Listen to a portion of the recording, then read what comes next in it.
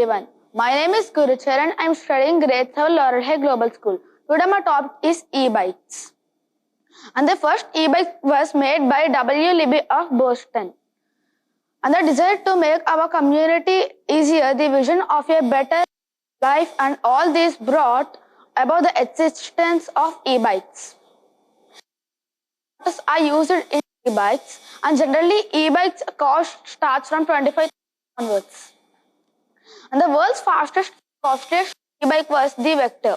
The speed of Vector was 94 kilometers per hour. The Arc Vector is $1,000 and $11,000 work of art that you can ride. And some interesting facts about e-bike was it doesn't have any pollution, and it was a very great invention made by W. Libby of Boston. And the Libby got the first thought of making e-bike because his first bike was damaged by a thief named Dave.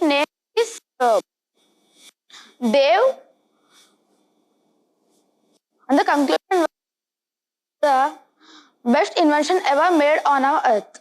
Thank you.